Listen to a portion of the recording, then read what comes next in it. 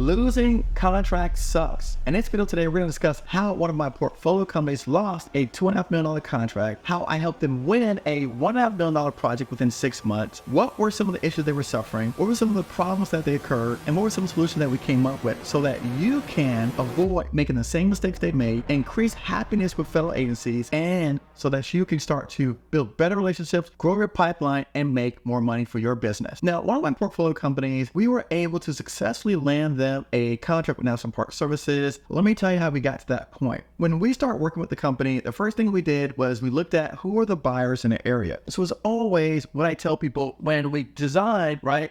What's your federal roadmap, right? What does that look like? So the first thing that we always do with everyone is we start doing our market research.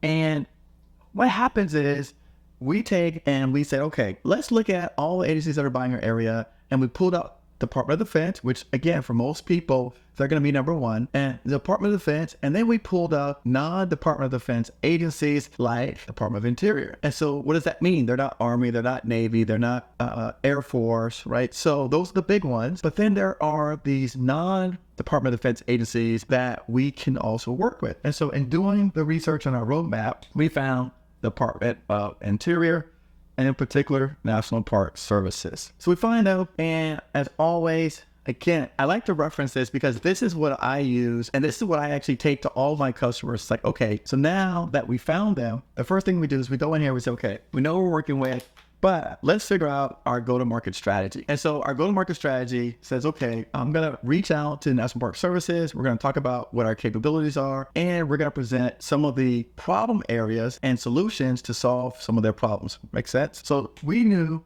National Park Service problem area number one, right, for them was they had a lot of large contractors, but the large companies did not want to pursue small opportunities. So problem area number one was the small dollar projects. Nobody wanted them. Now, what I did was I called up National Park Services. I spoke to someone at their offices and I said, hey, we are a XYZ size company. So we're at this level here. So let's say let's call it 10 million. We're at $10 million, but we will take projects as low as 20,000. And why is that? Because we are trying to break into a marketplace, but also, right, we want to solve their problem. Boom. I told the person, hey, listen, we're very interested. We're trying to break into the marketplace. You're in our backyard. This is when we did our research, we found your offices and we see, even though we do $10 million, we'll go and we'll do a $20,000 project, right? Because remember this, everything in the government is past performance. So we know that. We all need to first get past performance. So the lady says, great, happy to hear it. By the way, why don't you send me over your capability statement?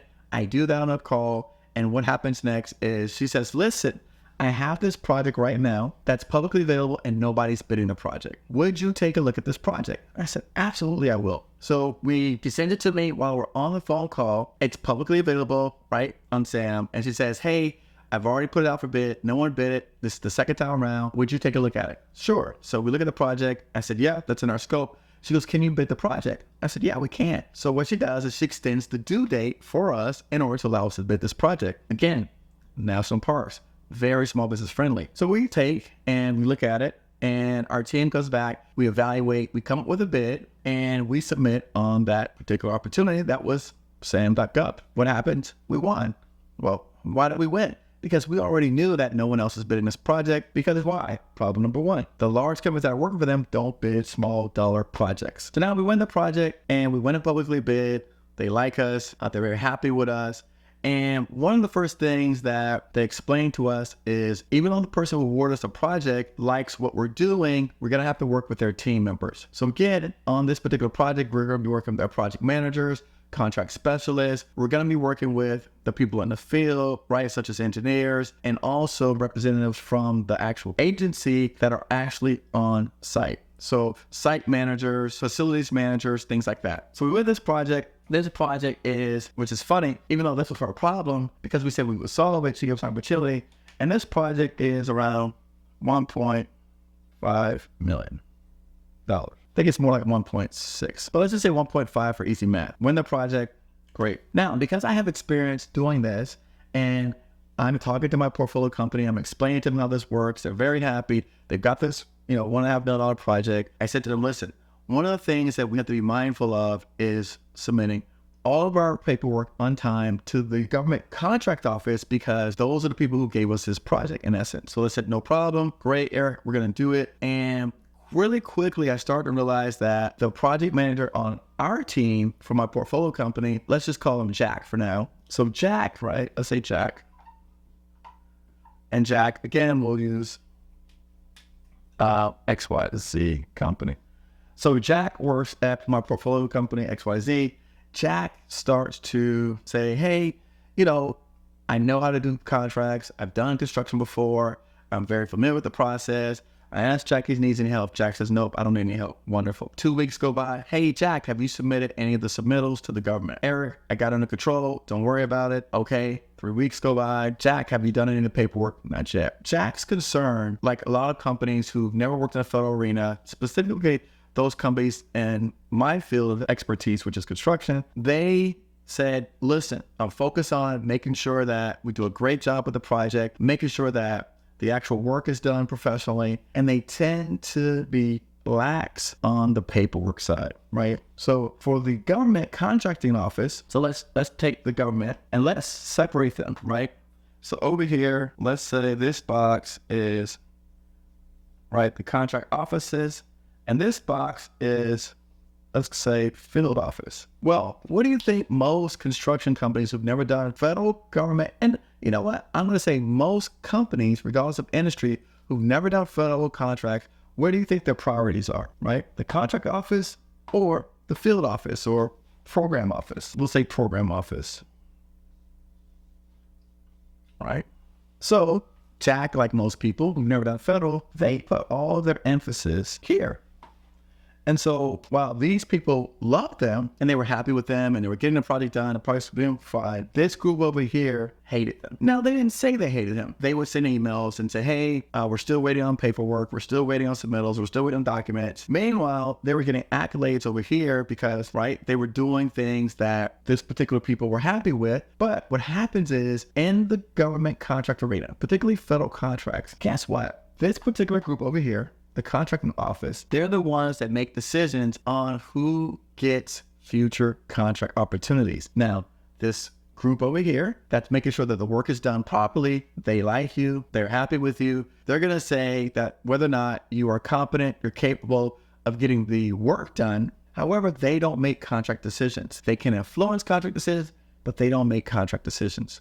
So now I, as a business development specialist who also trains people how to do business development and capture, meaning that looking at opportunities, building relationships, forecasting future projects, building out our pipeline, everything that it takes to grow the business line, right? So that we can go from 5 million to 7 million to 9 million to 12, right? All those aspects, I am engaged with decision makers and authority who can shape contracts. I hope you're following. Let's go back to the story. So now Jack is really lax on terms of getting all the paperwork submitted, getting the paperwork turned in on time, right? And he's taking it for granted. He's missed a couple deadlines. And his focus area, though, is getting everything that we need to make these people happy and get the project doing really well and having a successful renovation project, right? So we were renovating an office facility. So his focus is here, and he's basically paying little to no attention to this group. And so what happens is eventually he gets all the paperwork submitted, starts working on the project, and now we're going for the project's going smooth. And so I check in with Jack. Hey, Jack, how's it going? Everything's great, Eric. We're really happy. The customer loves us. The customer's happy with us. And I'm thinking, okay, great. So happy to hear that. So we move through the project, and now let's say 6 months pass, 8 months pass, the project's moving along, right? And I'm asking, again, I keep checking in with Jack every month. Jack, how's the project going? Eric, it's going phenomenal. We finished the doors, we finished the floor. He's telling me all the aspects of the work side of the project that he's looking at, and he's saying that all of these things are going phenomenal well, and that National Park Services, they love us, they're happy with us, and they the guy who is the field guy is saying, hey, you're amazing. You're some of the best companies that we've ever had before. All right, good stuff. Now, project comes to the end, and the owner of XYZ company says to me, hey, Eric, listen, let's do this. He's got a best practice. Again, he's been around for a long time in this business. And he says, Eric, why don't you do me a favor? Why don't you call National Park Services, the same lady who spoke to that got us this contract, and let's talk to her about what their experiences were like with us. Sure, great. And so I decided to do that, and I called her up and I said, hey, now, mind you, some months have passed. Part of the thing with doing a big project at first, particularly when the organization likes working with small businesses, part of the condition of working with her in the beginning was that if we did a good job on this project, that they had future projects coming out that they would consider negotiating with us directly. And one of those projects was a project for $2.5 million. And so we were thinking, okay, great. We're going to show you how well we perform so that we can hopefully now talk about getting the next project with you, potentially negotiated or sole sourced directly to us. And so that was the genesis for why we said, okay, this is a great relationship. This is a great way to have a new customer, break into a new space or a new agency and show how good we are. That was the genesis. So now I call her up and I said, hey, let's just say, Mrs. Williams, this is Eric. The project has been complete. I'd love to sit down and talk to you about how you think we did and what we can do better. She says, great, Eric. I'd love to have you. Come on down to my office. I've got this time available. Wonderful. So I meet her. I go to her office and I walk into the office and let's say we'll call her Miss Williams. Right? So Miss Williams, again, she works over in this office. In fact, let's put it here. Miss Williams. So Miss Williams works in this office, and she has another guy there with her. Let's call it Mr. Mac. And so Miss Williams and Mr. Mac are in the office, and I said, Eric, first of all, thank you so much, because we never get companies, the leadership coming in to ask us how the team did, right? Most companies, after they're awarded a project, we never hear from the owners again. We never hear from the stakeholders. And so they just essentially, we give them a project and then they leave. So that was the first thing, that if I want to leave you with a tip, something that you could do differently to stand out amongst other small businesses, is we came in and said, what did we do wrong? And we want to be able to fix it so we can improve. Because remember, in the back of my mind, I was thinking about this $2.5 million project over here that, her and I discussed in the beginning of the story. First thing I'd like to tell you is that, so Mr. Mac, he says, hey, the guy, Jack, that ran a project, I'm not happy with what he did. And I said, what do you mean? Well, during the course of the project, he had been working with some of our field staff, particularly our site manager, and there were some changes that came up, and he didn't tell our contracting office. And so they made some decisions to fix some things and obligated the government to additional monies that we didn't budget for. And so frankly, Ms. Williams is now in the precarious situation or position to have to now explain to her superiors, her higher ups, what are these additional charges outside of our budgeted project. So again, remember, they have this amount of money budget for the project. Jack is working with the field office and the field staff, making changes as we go, and also getting the field office to sign off on these changes, obligating the government for additional monies without informing the contract office. So that was mistake number one, right?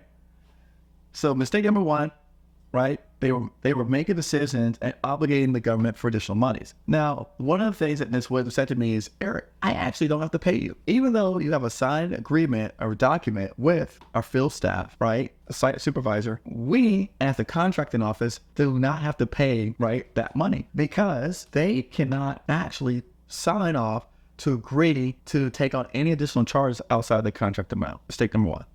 Mistake number two.